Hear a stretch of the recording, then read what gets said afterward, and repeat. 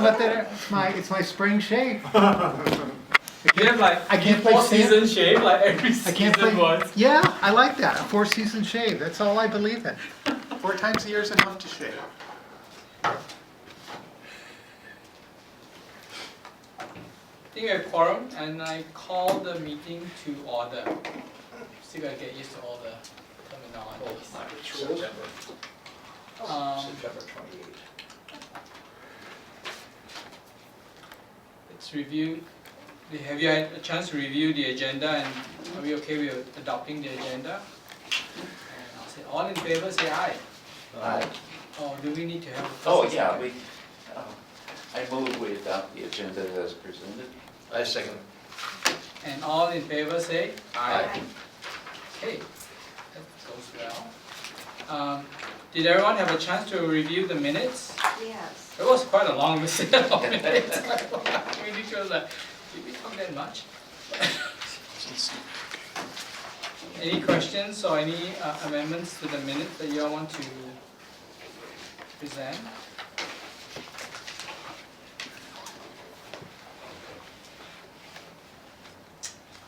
If there are none, can I have a motion to accept the minutes, to approve So the minutes? I move we accept the minutes of the I'll last second. meeting.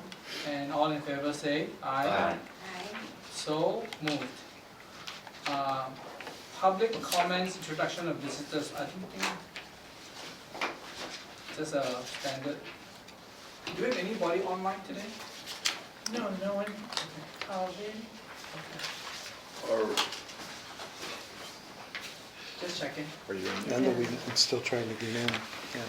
Maybe I'm- And Jim, I was surprised that I didn't see Jim here tonight. Right. We don't, if I may interrupt, we don't know, we're not yet connected on Teams. We had a tech headache here. So Okay. it is advertised as hybrid, right? So we, Right, yeah, so we so should wait just a... let me see if I can bring it up on my phone. I can fill a little time if you don't mind. Go ahead. Literally, when I was pulling in the driving, the lot, the radio show was talking about a library in Denmark. And it's called, if you heard about it, it's called the Human Library, Oh, Yeah. what a coincidence. where you can sit down and you can talk to somebody for 30 minutes about their life story. I'm like, that's cool. Can you imagine a bank of us sitting just listening and sharing our stories? I don't know how it works and if you have to pay for it or what the uptake is or if it's every day. Had anybody heard of that? No, the only thing I've ever heard was they were trying to capture all the information about World War II. Okay. And so they did like almost like as a holographic capture Mm. of someone talking to their lives. Oh, wow. Oh. So that you would go there and you would almost be like talking to someone, and they did it in such a way that it's possible to be somewhat interactive. Yeah, so I've seen that one before, but I can't remember where it was. But I know I saw that technology being used.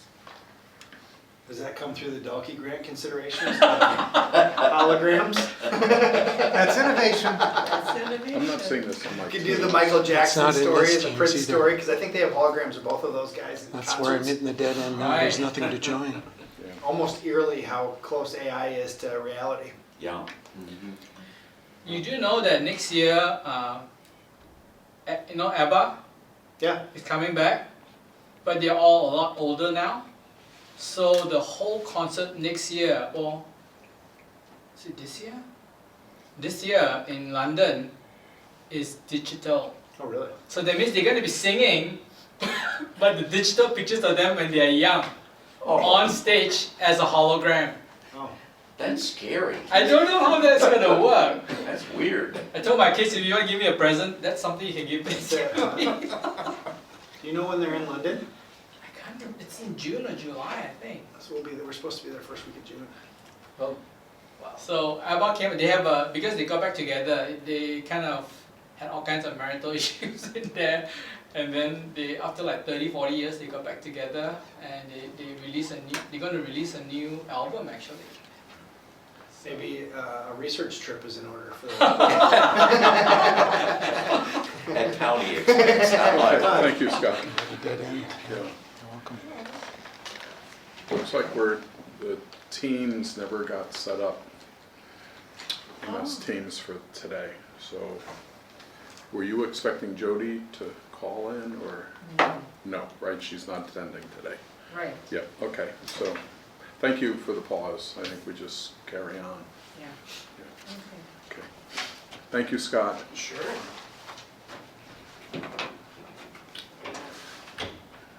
So can we continue? Please. So there's not recording, or is that recording? We have audio recording Okay. on The snowball. this little device here. Oh, not the snowball. Yeah, but the MS Teams for the meeting, something's wrong with the setup on that. Okay. It's not connecting. So let's go to the action items. Did I miss anything? No, Alright. no one's here to, the applicant, that's. So, and then Patrick, you wanna Sure. share with us a bit about the piece? The actual, it's a couple pages in, after the action item is a picture of the piece of artwork. This is a donation from one of our artists. Every other month, we feature an artist. And this woman decided that she so enjoyed the experience of showing her artwork, she wanted to have some of it remain behind. She thought this piece of the 4 stages of the moon was particularly instructive and would be good in the children's area. So I'm asking you to officially accept this piece of artwork, and we'll put it up on display. She would sell it. She's not selling it to us, but she's valuing it, so you understand, for $170. But it's not. But she's totally donating it. I move we accept the donation of artwork Second? for the Chanhassen Library. I just have a question. Yeah. Title is Faces of the Moon. Yes. So is this just one whole piece? Yes. Okay. Yeah. Yeah. And then I think it was 4 pieces originally, and then she put them all together. Okay. Oh. Is it already framed, or do we have to frame? No, we don't have to do anything. We just have to hang it up. Can you tell us a little bit about the artist? Artist has been working, she's a Chanhassen resident, and she has been working as a photographer. I mean, she has a full-time job. I think she told Linnea for 5 years, and this is her first big showing of her work. So she was really, really pleased. Her and her husband came out, and they took lots of pictures of her pictures. So they'll remember that, Yeah. so just giving it away. And she's got artists lined up through the rest of the year. Wow.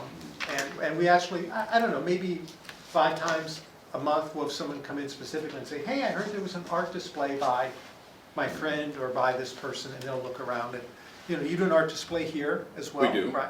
Right, and we've been doing it at Watertown, and we're actually adding more of the brackets along the top and stems, so that we can increase the number of items that we display up there. And we're talking about out at Norwood how to best utilize the existing brackets that have all the wonderful history pictures on them, and how to, because we like those too. So it's a wonderful, I think, service for us to provide, and brings beauty to the rooms. And Well, good job on bringing that in, Patrick. Thank you. I would tell Linnea, I did nothing but say, give me the information. yeah. That's right, that is important. Yeah, thank you. So now we can move, sorry. Yeah, the motion was made. Okay. Now, how can we add in the motion with gratitude or? Is there anything that we can, do we send something to her, or? I will report back to her that the board was delighted to get this and show their That's- gratitude for this. So I will send her a personal note. Thank you. Be good. And then I will show you, I will bring a picture of where it gets displayed. Okay. So all in favor, say, Aye. so moved. Who had seconded? I didn't pick that up, please. I do. Thank you. Okay. And then we have the ILL fee with interlibrary fee waiver. Yeah, this is something we're already doing. It's one of those things that we've done by practice but not by policy. So we wanted to bring it to you. We are very generous at Carver County if people have really good reasons for waiving fines. And we've always done that since I've been here, and I understand it's a long-standing tradition. And we do that also, we've been doing it with interlibrary loans, and that's kind of not the standard in the state. Standard in the state is to be very strict on interlibrary loans, and we have just not done that. And so it cost us all of $65 2 years ago and all of $123 this year. Right. So we just want to continue to give our interlibrary loan users, who are often very, very heavy users, and if they lose an item or damage it, we may lose them forever as customers. So we just want to continue this fine waiver that's been in place for years. We just want to codify it. That's nice customer service to recognize that they are your heavy users, and if you can Exactly. accommodate and keep them. Is there like reciprocity like between other libraries against? Yeah, that's what interlibrary loan is. Right. It's exactly that. These are items that Rochester Public Library owned us, and the person spilled Okay. coffee on it. Okay. And we have just said to the person, we'll eat the cost, instead of the bad customer service, arguing with the patient, well, it's not that bad, it just isn't, we just feel it's better customer service, let's just waive it, move on, keep it as customers, easily bill, and sometimes the libraries don't even bill us. So then we'd be saying to people, we want $12, and then the loaning library doesn't ask us for money, so it's like we're making money off of the deal, which we shouldn't be doing either. So we just think this is good business. It's just for 25 or less, right? So if it's something Yes. that costs more. Yeah, so if it's like from a university library, it's gonna be a lot more expensive. And we're not gonna waive that. I have a couple of questions, not about the ideas. Yeah. Yeah, it should be. But do we have to call it the ill fee? Oh. How about the interlibrary loan fee Okay. waiver?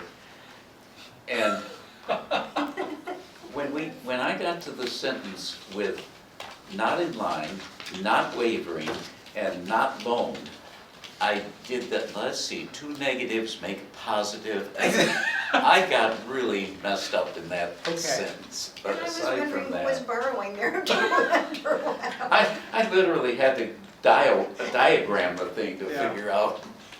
In my defense, I didn't write this, because you can tell I didn't write it because there are no words misspelled. Then I would have felt comfortable, I understand that. So- I took a double look on that, like, what? Did I understand? So IOL is just shorthand for interlibrary loan, so I can't really do that. I will talk with Amy about her writing style. Oh, no, please. So I move to approve the request for approval to waive fees on the interlibrary loan items which are not returned and are valued at $25 or less, unless a borrowing library requests a bill sent to them. Perfect.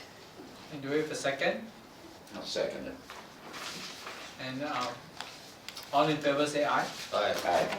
Action. If I may, Go ahead. just a story, I listened to a podcast of an interview of the CEO of Ritz-Carlton. And when he was the CEO, he implemented a rule that said anybody within the organization was authorized up to $2,000 to make a decision on behalf of customer service. Mhm. And the board thought he was a moron. They said, how could you possibly do this? And he said, well, if I do, the average value of a Ritz-Carlton customer over a lifetime is about $300,000. Keeping that customer for $2,000 is worth it. Yeah. And they found out after a year that there was only one instance where somebody had used the max amount to resolve it. And the average amount that was used to resolve it was like $38, which was like a coffee and a Danish. Yeah. And I just think it underscores empowering staff to make those decisions because they know it better than a policy or a Right. procedure. So just wanted to offer Thank that you. because I thought it was pretty cool. We're kind of like the Ritz-Carlton, aren't we? Only lacking padded elevators. So going to unfinished and new business. I think Jody's not here. Jody's not here, but Paul?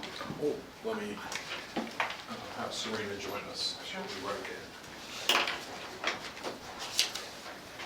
And Serena's a new staff member. Just that. We're very pleased that she joined us, I saw that. so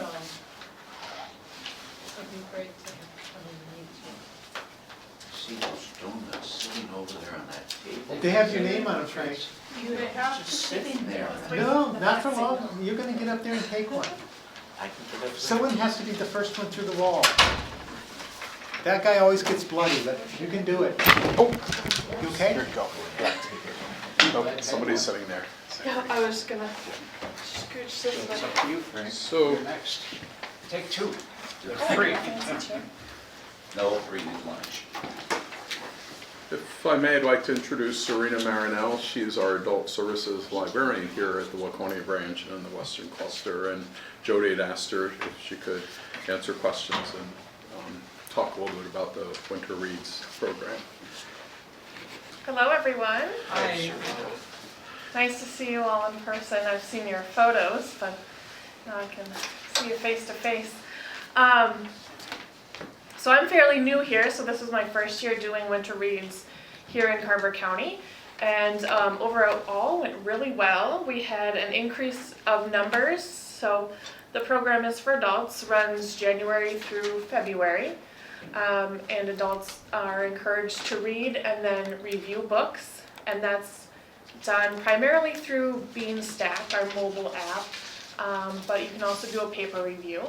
So we had a lot of participants do that. You get a registration prize. We had fuzzy socks again this year. And then after your first review, people got a coupon for any of the book sales that were going on. So fun way to promote the Friends book sales as well.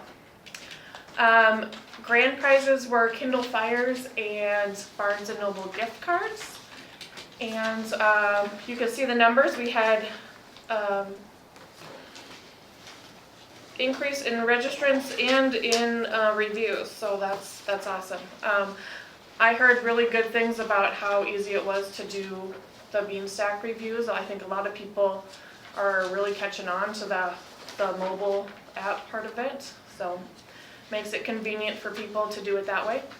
Another part of the Winter Reads program were our author visits. So those were all held virtually. We had 5 authors with over 1,800 views on those videos. So really great numbers. Any questions I can answer? What were the numbers on the author presentations again? It was 1,800 views for the 5 authors, so that was a total number. Thank you. Mm-hmm. Were they mostly women that participated? You put everything so beautifully on here, except that one thing I was wondering. Yeah, it is primarily women, but we do get a fair amount of men. But, you know, I see that with book clubs and anything, it tends to be more women. But, yeah, there are men readers out there too.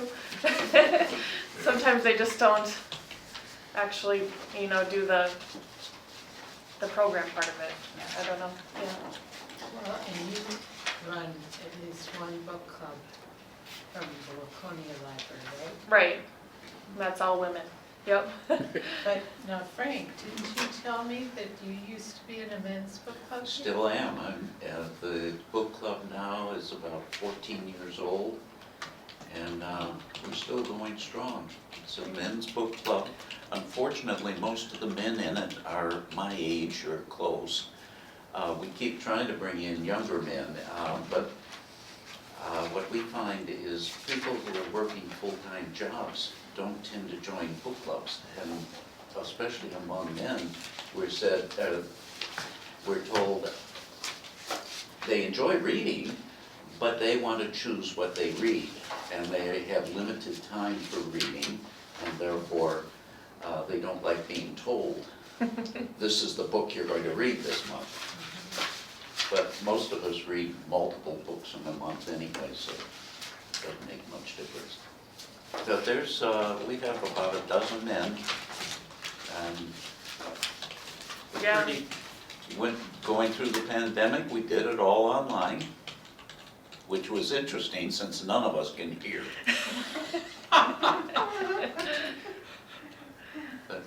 When is it? When does your book club meet? We're the last Tuesday book club. Okay.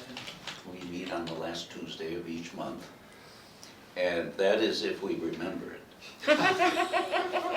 I understand. Reminders are helpful, right? Actually, Yeah. we've been pretty good. Do you meet in the library or at a coffee? No, we Like meet in cafe? each other's homes. Oh, okay. That's why we were meeting online during the pandemic.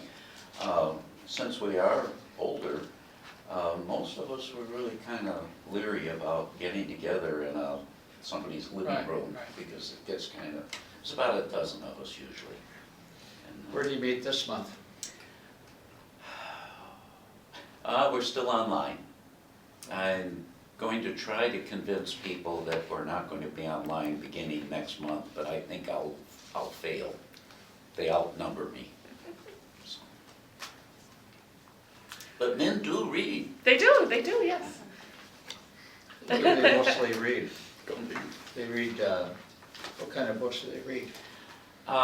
Whatever anybody brings up. We started out many years ago concentrating more on the classics, all those books that we were supposed to have read years ago and never got around to reading. Well, we started out reading things of that nature, and when we hit the Count of Monte Cristo at 1,150 pages, we decided, okay, wait a minute, time out here.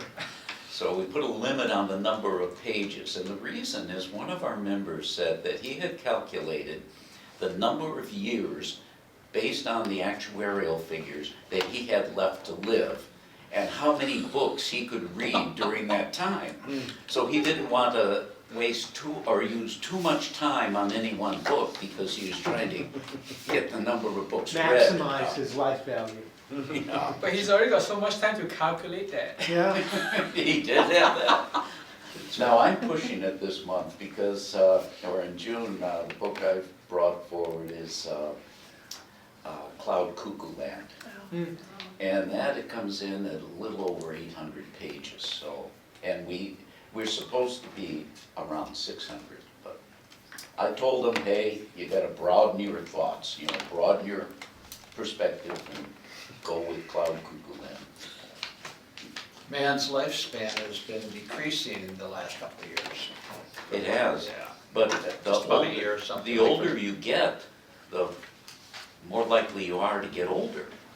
Yeah, how old are you now? That's a quick. Haven't we No had this comment. discussion? I'm a few Let's, years let's- older than him. Let's rein this back into the meeting. Yeah, let's go ahead back. I always figure if a guy talks about his age, it's a proper question. Thanks for the update.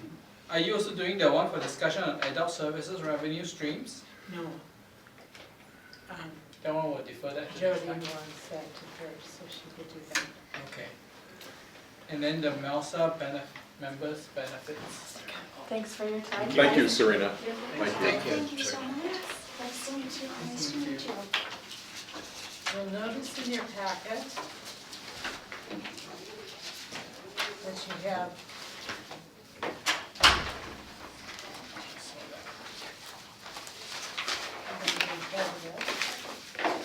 a grouping of pages called the member benefit, or what our membership in the regional library system, MELSA, actually contributes to us. And what I'd like you to do is to look through this and see which types of benefits you'd like us to talk about in our discussion that we're going to be having. Whether it's allocations, whether it's legacy, whether it's the ebooks, that we have the ebook collection that's throughout the Melsa area. Are there any in particular you'd like to hear more about? And I know that the Library Services and Technology Act, I think it's starting at about 58. 58, and is there a little history there of how this all impacted all of our library systems?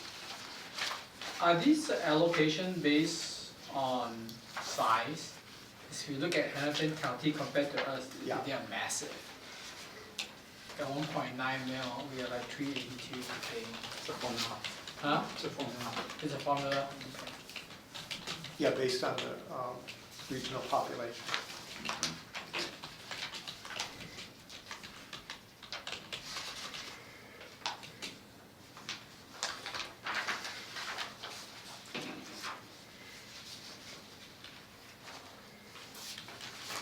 So, LST, like a little bit of historical background. I'm kind of and how it impacted, how did they receive money or how did they implement such a Sure. big program? That's requirement. Yeah, we can do that. Anything else you'd like us to? Just a second. So will that be for the next meeting?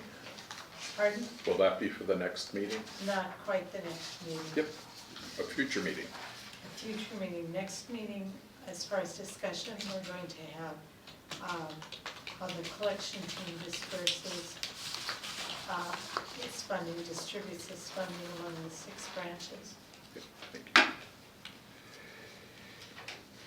I'm curious about what the mobile app Blue Cloud Mobile is. Oh, that's the app that allows you from your phone to look up books at the library. Right. And Interesting that it Hennepin was is cool. 0. They opted out. They had their own app for a while and then discarded that app for some reason, and now they don't have one, which is really weird. Everyone else in the I believe, is on Blue Cloud. Right. It's really, I was showing a guy how to use it today. It's really slick. It's a little slow, but it's still pretty slick. But that's, yeah, Hennepin, like lots of things, decided just to go on their own. They have a tendency to do that.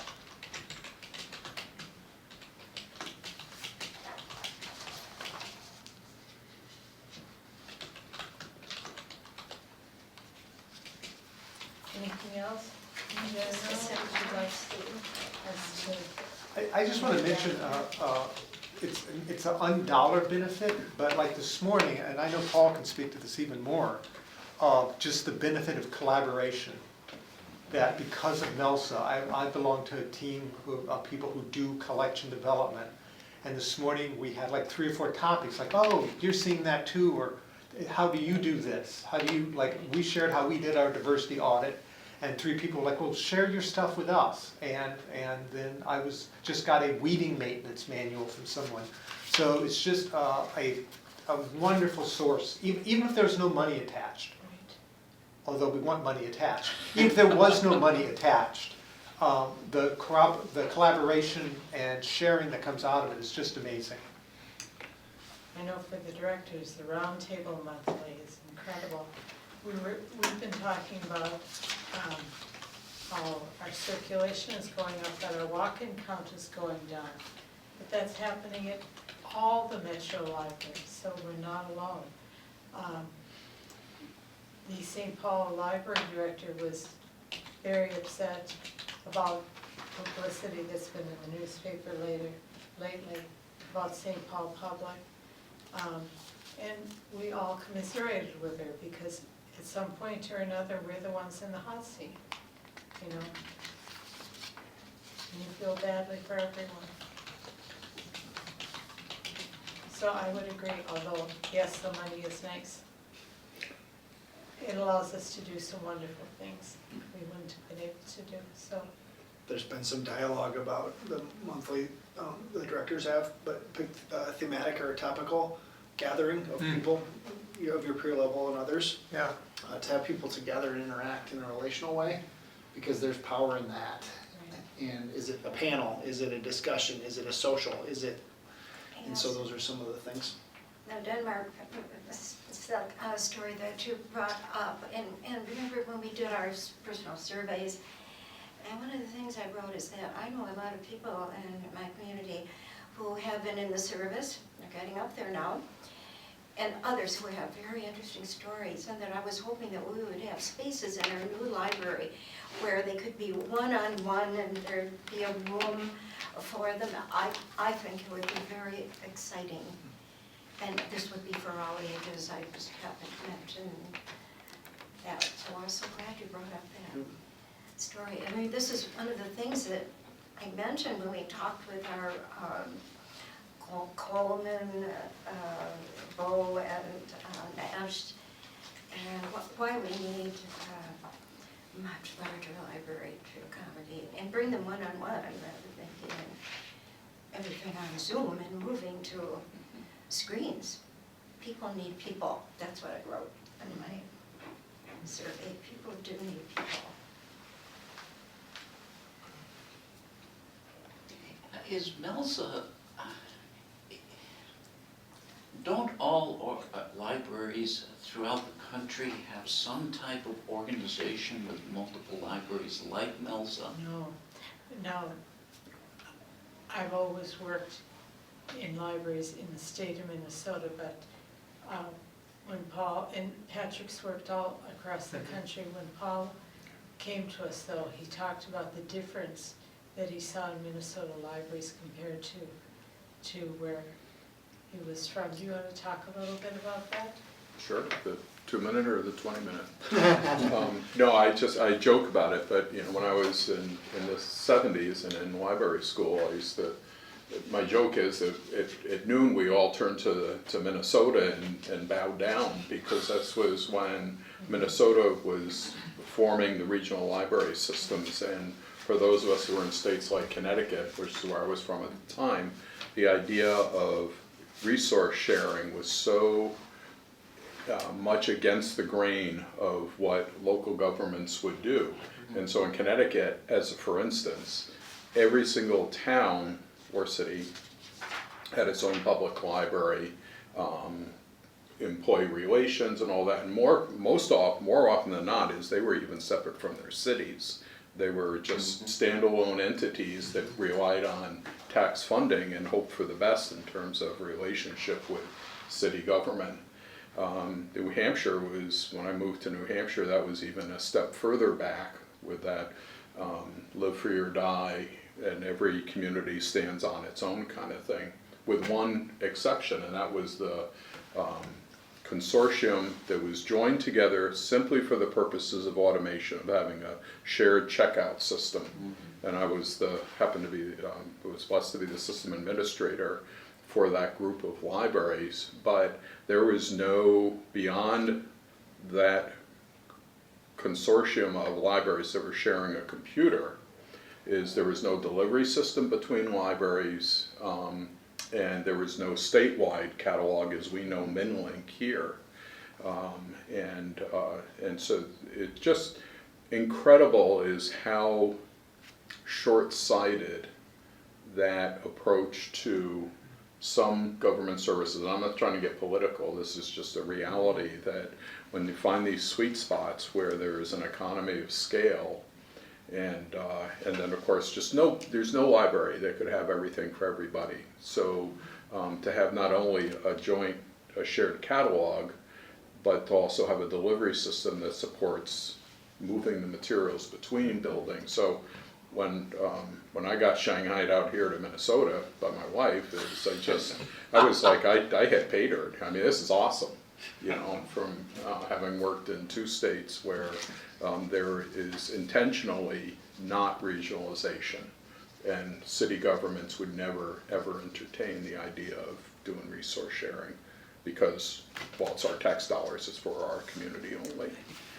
Yeah, so that's It shows you my naivete. I assume that this makes such good sense. It does, it absolutely does. I just thought it was a standard operating model for libraries. And Patrick, you've been in Texas and, right? Well, Texas, Houston Public Library was so big, it just dwarfed everything. But in Sure. Indiana, when I was in Indiana, there was nothing equivalent to this. Yeah, yeah. Yeah, I like you, I assume that this is like common practice in every state, so.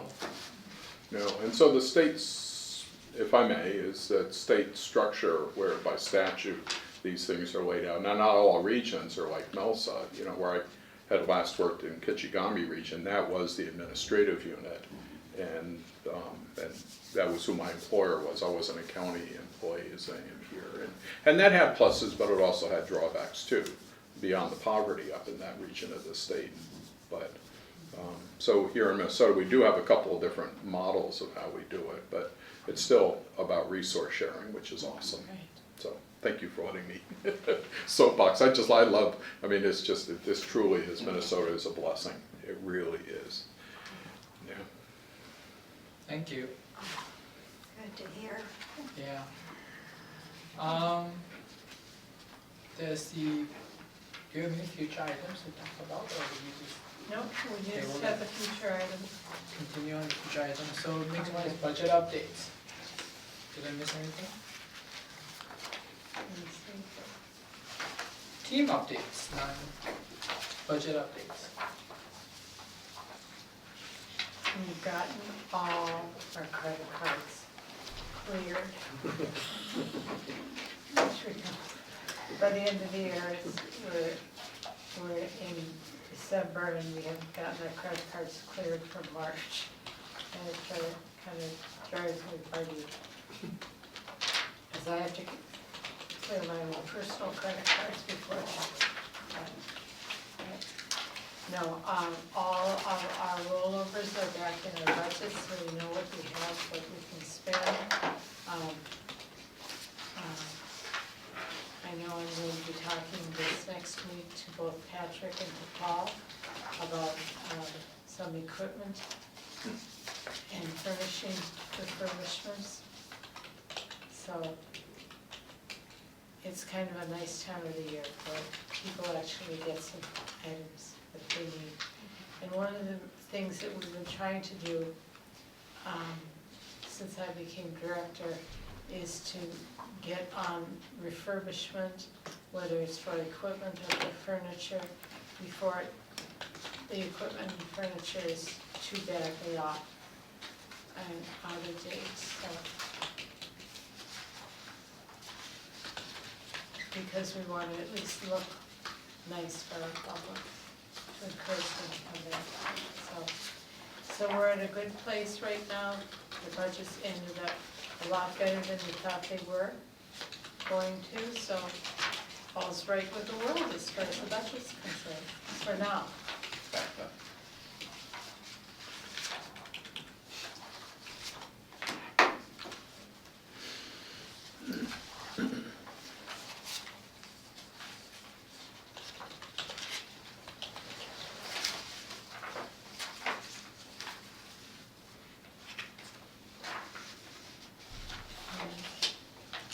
Just looking through the numbers, there are no questions for it. Do we need to motion this, or this is just information only? It's information. And then library director's report. Okay, a few things for you here. You all got our annual report. To make it a little different this year, we used a Z-cut or a Z-fold for the annual report. So you'll see some of the quick tips on the, or facts on the inside, like we doubled the number of cards that were issued. When we came back to in-person story times in September, the kids came running in, and we had about 5,000 library users for story times from September through December. Wonderful. Look on the inside, and you're going to see what our major teams would have been doing this last year, and they just put the highlights in here. We've been doing so many things, and then our timeline for last year. Nice piece, and you also got one of our newest pieces with water bottles. These stickies are so popular that you can just stick these peel off the back, put the stickies on your water bottle. But you've got the QR code, so you can just scan the QR code and our library website comes up. So you hear some news about a great book, and you go, I should put a request on that. Oh, I've got this on my water bottle. Get your request on right. because that's how we roll. So, You're just waiting to use that line. I just thought, I thought, oh shoot, I should do that. Really special. So, we've been doing some other pieces. I think, Patrick, you're going to be the first one using the tent, aren't you? Probably. Yeah. We've got a nice big tent to use at outreach events. Few other things that we got in the works, so we're excited about those things. And we have something that's very exciting at the Chanhassen Library. Matt, do you want to talk about this? Sure. Patrick joined me. I was in Iowa, and they have one of these, I don't have the right terminology, but one of the book sorter robots. And they had a cut-in so you could actually see when you put your book in there, it carries it up and then it takes it to the right bin so that they can put it back on the tables or back into the shelves quicker. And I was like, what if we did that? Shit. And made it available and open and maybe set us up for something possible at the Chaska location for people to see. And so, boy, it started as a conversation and it ended up a dozen people at the Chan Library standing around saying, can we do this? And the facilities folks at Chan were enthusiastic, the city administrator was enthusiastic, there was a lot of good questions from the library staff, a few concerns. We talked about all of them, and I think it was 2 weeks later, we had a bid and they were getting ready to cut it in. And it got cut in last week, I think it is. So there's a viewing area, you can see that robot, there's a framing around it. I think it's gonna take an adjustment for staff because they're probably not used to people staring at them. And so now it's in the hands of Carver County and City of Chanhassen communication teams to figure out a time to kind of unveil it and share it with the community. And be anxious to see throughout the summer, kids and their parents and others utilizing it, seeing it and adding more excitement. And from that, outside of some hesitation for some, was, well, wait a minute, we should maybe sign this so people know what it is.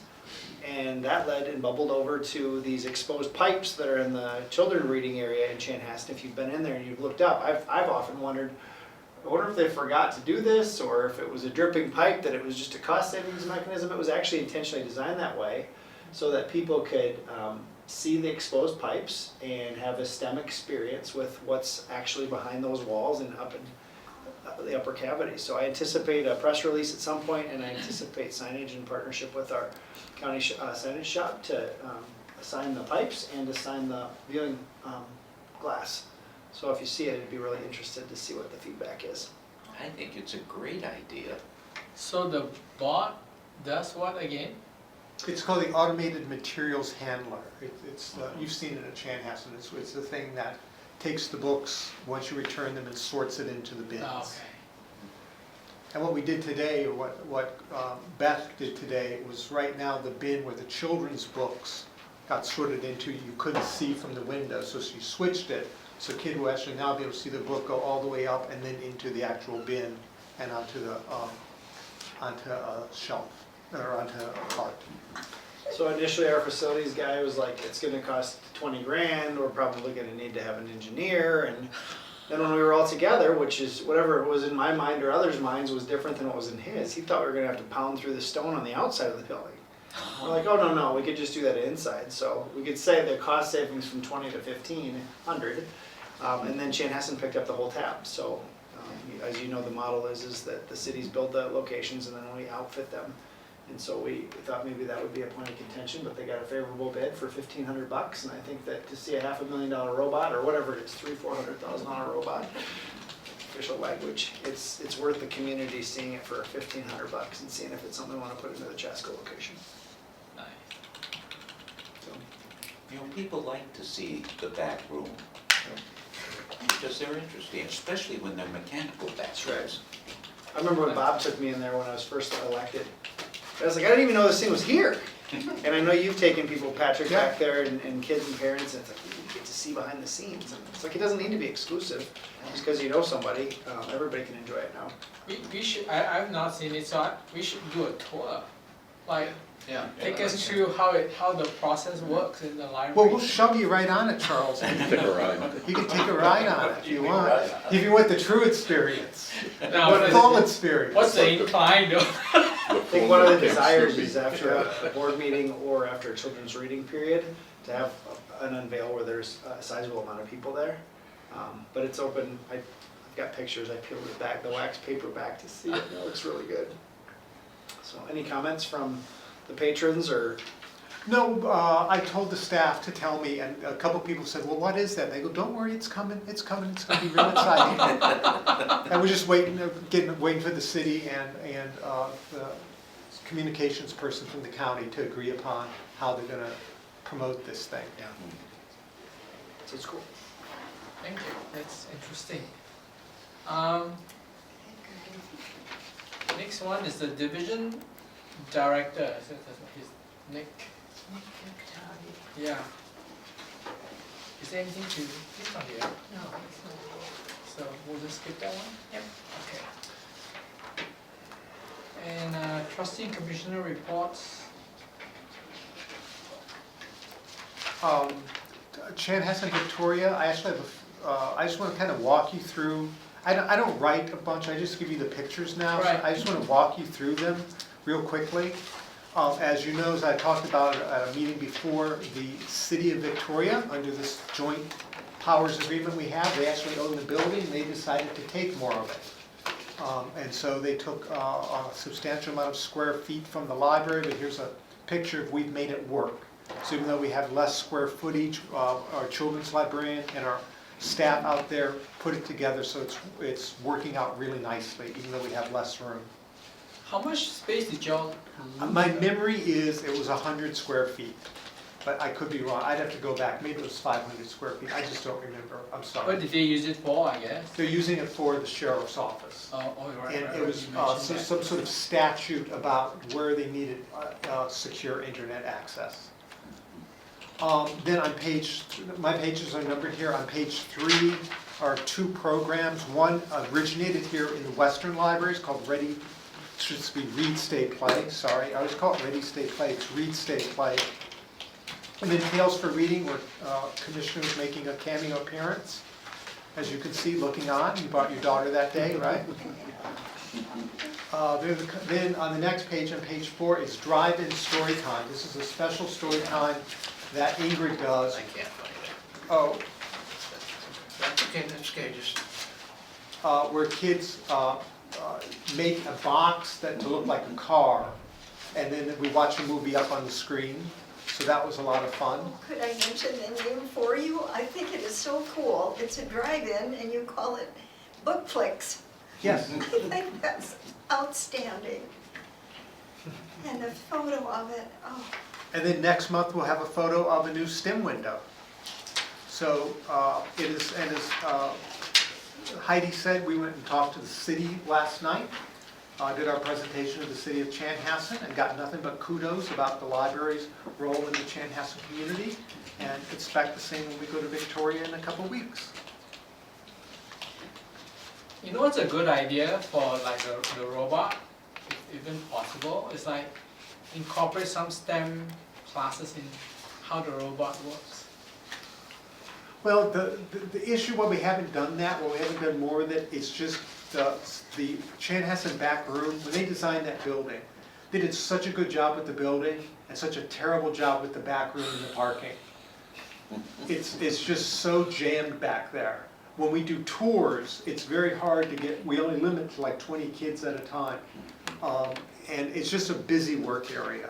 So I'll talk with Heather about it. I mean, but when we do tours, we always take kids back there. And then we'd also have to talk with Sonia in risk management about actually having people in the back in the work area. Right. Yeah, because I know. But adding this window in could be part, we're doing STEM Tuesdays. And so part of it could be, part of the activity is go and we can explain how it works. oh yeah. What's her name? And was Jody gonna just have people look at her pages, I assume? Okay. So we'll go to Alan. No, Okay. Paul. Then who's going to do the update on the Norwood Young America? Sure. You can do it? Go. Sure. Yeah, I wrote down a couple things even.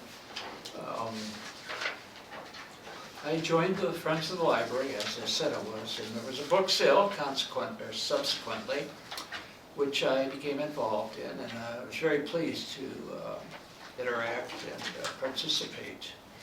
And I also was appointed the foundation liaison and made my first meeting, and that was really interesting for me. One of the things that occurred was the book page magazine freebie is now going to be tracked, and somebody made a motion to keep it on the payroll, so that was passed.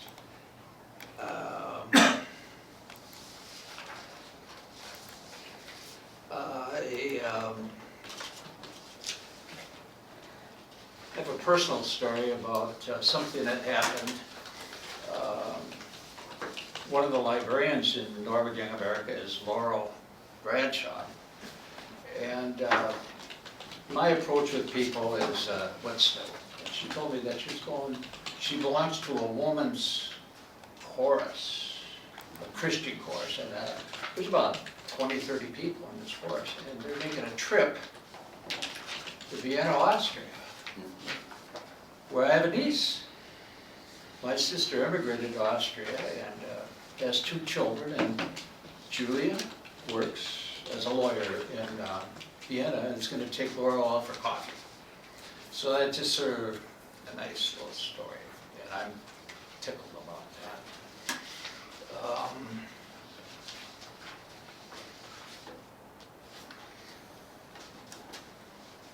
I wanted to tell you too that you all know the German Stiftenfest is coming up in August, and I'm on the Stiftenfest committee because I'm a part of the city council, and they appointed me to do that. And every 5 years, this German band, sort of a sister city from Diessenfeld, is bringing their band over. The contract has been finalized, so you want to make that if you can. You know, it's special, and Molly B's going to be there. And you know Mitch Hall, he's a Oconia person who does the Johnny Cash tribute. Excellent, right? So he's going to be at Stiftenfest too, so Mitch Hall. So that's sort of my program here. And where my hope is today, I wanted to acknowledge that Jan and I both wear Hocus shoes, so thank you. Stiftenfest is an old German festival in Norwood Young America. It's like almost 160, 165 When does that normally take August, place? last week in August. Okay. And they bring in a great big tent, and they have band after band after band. And years ago, it was pure German coming over. Right. Now there's only one band coming every 5 years. But there's dance, a lot of dance music, and 3 or 4 venues, I guess you'd call it, going at any one time. And the Heritage Museum there takes part. And so it's a 3-day festival on the weekend. And that's where I met my wife, actually, on a blind date. So, anything else you'd like to know about Stiftenfest? Last year they raised $55,000 net.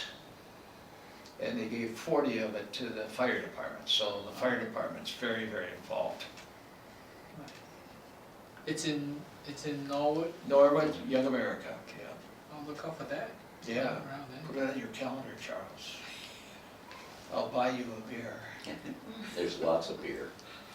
Yeah, in fact, the fire department bought 1,000 cases of German beer. I mean, my gosh, it's just, what's measured by, you know, if it was a business, they measured how many kegs they sell a year and how many pounds of hamburger. And the record's about 2,500 pounds of hamburger we So it has a special German C stand, so you can't miss it. We're tempted. What's that? We're tempted. Well, it's a special invitation. Thank you. Yeah. Okay, thank you. Sure. How are you gonna beat that one? No, I won't, but I will segue off of it, and that is that between now and then is one of the other community events in Norwood Young America is the, and I guess this will be the 3rd annual Springfest Artisan Fair, which they closed, do a street festival in downtown Old Norwood. And the library has, in conjunction with that, the library has been the host site for the quilt show, and we've become actively involved. We've been hosting the planning meetings for that group and that kind of thing. So we will extend our hours that day, open at 9 o'clock in the morning rather than our usual 1 o'clock on a Saturday. And again, we'll host the quilt show. Library staff will do some thematic programming in the children's area apart from that, but related to it. And then the Friends of the Library will have a book sale outside on the sidewalk. When is this? First Saturday in June, June 4th. Thank you. And so we had a great year, great time last year. And so great opportunity for the library to be involved in some outreach there and be a host site, which is good. Here at the Waconia Library, keying off of like seeing exposed pipes, you can actually see the plastic that's trying to cover it up, and on your way out I can show you is we've had a building project here, which we're happy for, as painful as it is during the project itself. This building has been plagued from before my time. Heidi could probably tell stories. There's a parking garage above us. From the parking garage, there are floor drains for which there are pipes that go across our ceiling area and out. And actually that tan column there right behind the whiteboard, that houses one of the outbound vertical drain pipes, right? It's going horizontally across the ceiling, vertically down there, and then out the building. And that's one of 3. And all of them have had the pipes, mostly we think at the junction where the pipe leaves the cement and comes through, but also there's been cracking in the pipes all along. And as you know, water will travel until it finds a low spot to drop down. And so we've had for years, when they wash the floor upstairs, if there's heavy rain and a lot of water coming off the cars and slop and stuff like that, is we've had dripping down into, and so we're running around with buckets. So we're glad for that project where they actually pulled out all of the drains and cast iron piping and putting new stainless steel piping. But it was hugely disruptive around here for the past month. And so today the sheetrock painter dude was by, and he'll be here tomorrow, we think, to sheetrock and mud and sand and then paint to bring us back up to snuff. So never fun, but you know, it's building maintenance, and we're thankful that the CDA above and the city next door and the library together is joint powers and just collaborative working. Anne Marie, who from the CDA is our point of contact, was just absolutely wonderful to work with. So and if I would put on your calendar an item is the first Saturday in May, and I think that's May 7th, is that the date? Yep, Saturday, May 7th at 10:30 at City Square Park, where the gazebo is. His local band Travel Ground will be in concert, hosted by the library. Our adult services team, Serena, who was here, is playing this event using legacy funding from the state, right? And so that'll be one of many presentations during May, our Music in May program series. But outside, 10:30 in the morning, Saturday, May 7th. We've already ordered the good weather. That's taken care of. And we will actually, for our summer reading program, performers here in Waconia, that will be our go-to site. We'll be outside, and so this is new for us. It'll be a learning experience about the logistics of doing that. Had a great weekend this past weekend, Friday and Saturday, shook hands and handed out coupons to the Friends Books sales to about 500 people. Friday at the Waconia High School was the Chamber of Commerce and High School District Career Exploration Fair. And every half hour for 2.5 hours as each grade came through, and just hundreds of kids coming through, and we talked to them about library science as a career, about the library as a resource for them doing their homework and everything like that, and giving them coupons to come by the library for a free book at a book sale or bookstore. So it was hugely rewarding. And then Saturday was the Community Expo open to the public. So we handed out about 500 coupons altogether. So that was at least that many individual interactions with kids. We had a barrel of fun. Spinning wheel trivia game was the attraction to pull them into the booth, if you will, but it was very rewarding. Chamber of Commerce does a great job with that event. And then up at Watertown is building fun up there. Is the city, for a variety of good reasons, I'm sure, installed new locks on the doors, which included our area. So late yesterday afternoon, about 4:45, I was calling up there for an entirely different benign reason. And I get a very panicked Bridget on the phone. I was just calling you. I'm glad you called. Oh my gosh. We go to find out, go down the hall, because at Watertown, of course, we don't have program space, so we use City Hall meeting rooms for our programs. She goes down the hall to open up one of the doors for our program, and then to get tables out of the storage area. The new keys we were given doesn't unlock any of the doors in City Hall as they were supposed to do for us, right? Our keys are supposed to open the library and the outside doors plus the inside doors up and down the hallway. No go on the hallway. She's very panicked. Very quickly, I'm calling Public Works, and my good friend Mike Dressel over at Public Works he calls one of his guys who goes over to the library, opens up, and today they're cutting us new keys. But yeah, I mean, honest to goodness, it's just never a dull moment, right? Poor Bridget. I'm sure she got some white hairs out of that one. 4:45, she's thinking that her evening program, she's locked out of the space, and what are we going to do? So all's well that ends well, but that was a doozy.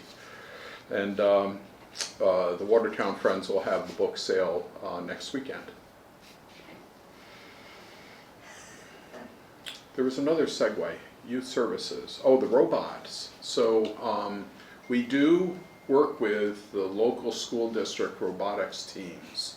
And when possible, we have them come to the library during summer reading program. And so it's the high school students involved in the robotics programs doing demo of their robots for the younger kids. First of all, the dynamic of teenagers showing things to younger kids is awesome, right? That whole dynamic is wonderful. But then just the great STEM learning and opportunities and inspiration that comes out of that. So we're working on where we can and see whether that will be something we can bring back this year. Obviously, it was a casualty of COVID that we hadn't had that for the past couple of years during summer reading. Yeah, I'm familiar with that. I have a friend, he does robotics with his son, and I think in the Chanhassen High School. So yeah, it's a big thing for them over there. Yeah. They're Also mid-free times. some of it in Chaska, but more so I think in Chanhassen. Yeah. Yep. Good. Thank you. And Commissioner. We talked about some of the MELSA stuff and topics. I think that it's a newer board, relatively speaking, from the past, so there's an appetite for new ideas and suggestions. Unrelated to MELSA, but related to library, was it last week or 2 weeks ago? The county had Innovation Week, and the library was featured. Eddie was on, and I forget who else spoke. All the branch managers. All the branch managers. Did Nick speak as well? Correct, Tavi? He was on one of the four, so I get him mixed up. But it highlighted what Heidi and her team had done through COVID to pivot, and it was nice. The video quality was poor, but it was a first step in the right direction, and I anticipate seeing that. So it was good that the library was one of those. CHS, Chaska High School's robotics team is in the national championship in Texas. They have to raise 40 grand, but I'm sure that they'd welcome. I think they have a basketball shooter that they've fabricated that takes balls and shoots it, which is Yeah. kind of cool. And then the only thing I had was a question is who are Dash and Jace that donated $202 to us? I see their pictures here. Was that the? With the lemonade Yeah. stand. They're a couple cute kids that can sell lemonade like you wouldn't believe. Are they attached to Waconia or Chaska or? Chaska. Chaska. If it was Norwood, they'd be selling beer apparently. They can sell it, they can't drink it. Well, Commissioner Uderman, don't you want to talk about the placemaking video that, or presentation that you did? Sure. You mentioned the library in there, so. Yeah. Were you on that call? Yeah. I don't know whether it looked like it started at like 75 people, and maybe there was 50 when I got done speaking, but there's a, Bob Repke back in the day, in conjunction with some folks in Carver County, wanted to have a foundation. And the thought was is there's a lot of affluence in Carver County that takes that affluence elsewhere, outside of the county. And so wouldn't it be great if there was a fund or a foundation to keep those dollars here? And so they hatched this idea 10 or 12 years ago. In the course of 10 years, they had raised maybe $800,000. And then they said, we should probably get serious about having an executive director. I'm giving the long-winded answer. And so they partnered with an outfit out of St. Cloud that has, I think, 30 separate foundations underneath one umbrella. And so the executive director local in Carver County, his name's Kai Tran. Him and his wife operate a Better Society that fix bikes and do a whole bunch of other things. But he asked me to speak to the larger group, which was about placemaking. And I didn't know I was going to get ambushed by so many librarians and artists. But I had a chance to speak about my perspective as a commissioner and the role of government in what they call placemaking. And it's kind of funny because I bumped into the head musician at our church this past weekend, and his wife is the lead of placemaking in Bloomington. And she does murals and all these other things. But everybody was talking about how they can make their community their own as a place that you can call home. I use the words neighboring well, other people use placemaking. But I talked about library being one of those places. We talk about the first place often being your home, your second place being your place of employment, which has been blurred, particularly in the last 2 years. And then those are those third places that you have relationships and interactions that aren't just transactions. And so it could be the local pub, it could be a restaurant, but library is on that list, and it's a very important one, parks as well. And so I just said that, as individuals, we can create our own spaces. We've got our natural supports, our friends, our family, our neighbors. We've got extended supports, our church groups, our civic organizations, not-for-profits. And then there's the last group, which is kind of the government. And what are those spaces that the government's intentionally making to create community, particularly coming out of a COVID period of time where we've gotten really good at transactions. But I kind of wonder across the state if we've gotten taken our eye off the ball when it comes to relationships. And so I mentioned our library being one of those places that people come to congregate, to have meeting space, to have interactions, and a lot of times those are informal things. It's not the 6 to 7 p.m. meetings, it's the informal touch points, and you guys are the ones making those possible. So it was encouraging. I got a lot of kudos behind the scenes. I like to share and brag in the ways that I can. I'm particularly fond of our libraries and our parks, but we'll continue to tell those stories. Thank you. Very great. And then last item, Yeah, same thing. Library Foundation. Do you have any update on us? Oh, sorry. Did you contact correspondence or additional info yet? No, that's 8.6, Library Foundation of Carver County. Any Oh, updates yeah. on that one? Alan spoke to them a little bit. Right. Correspondence and I think you had some, didn't you? We had several pieces at the back. Michelle Myers of the Chanhassen Library puts together the articles that are coming out in the various newspapers if there's correspondence. She puts that together as well. It's a mess right now, sorry. But you'll see the back of your packet. It's here.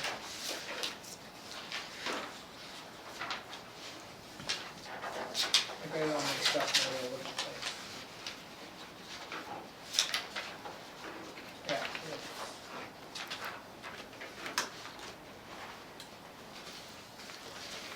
So I have a simple question. Yeah, go. Like how do you get involved in the articles that comes up in the local newspaper, Sure. like the Chaska Herald or the Chanhassen one? That's just something that predated me. I mean, I see columns in our shared drive going back like 15 years.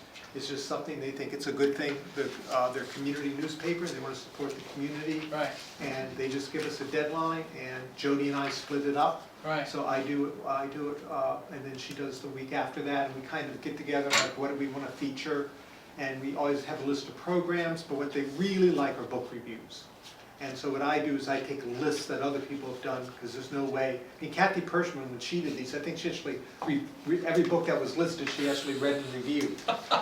If we did that, there'd be like 4 books that were read and reviewed the entire year, if I did it.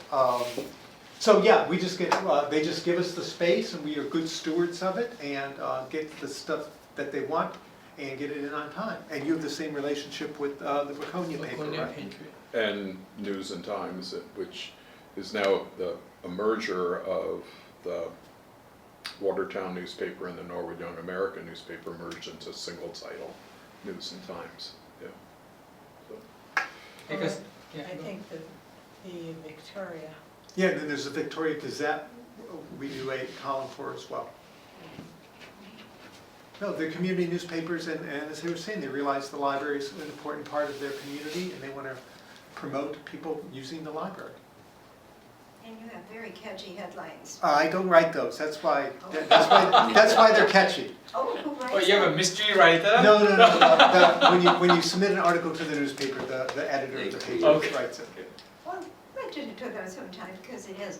I remember my first meeting here, and you were sitting right across from me, and you made me, oh, it wasn't you, it was a different commissioner, but I said, you made me introduce myself first, so I wasn't looking at all of you, I haven't really noticed all of you.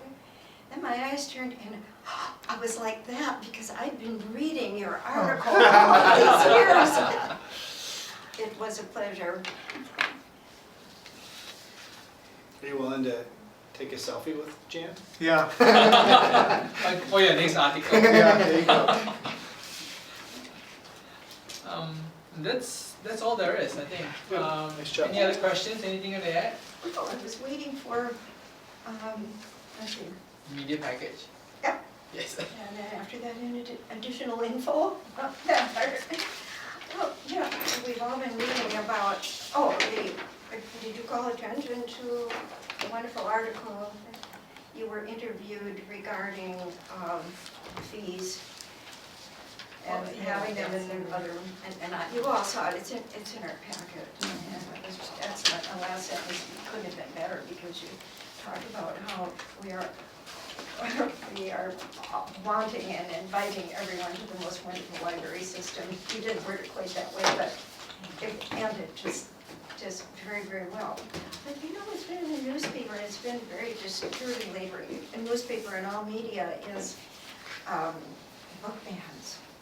But would there be any comments in the future? Of course, we finished with our meeting, but regarding recent news about campaigns for banned books spreading across the U.S., but they are all about high schools, well, middle schools too. And how would that ever impact us as things are going along? And what happens in our library regarding that? That people may be talking about a book that doesn't ever come up in any of our libraries, public libraries. There is a process Yeah. that people can use to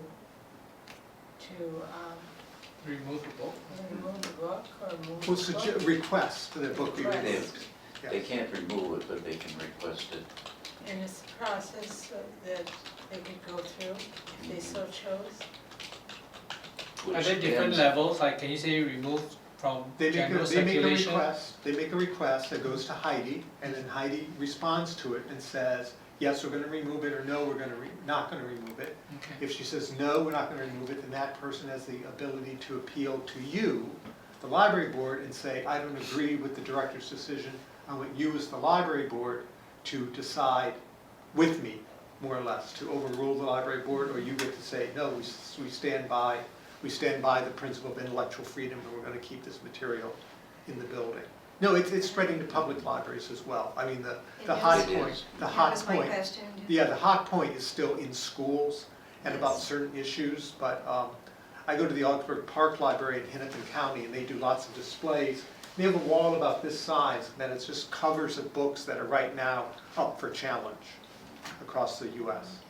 One of the things about libraries that differs from schools is users of libraries have a choice.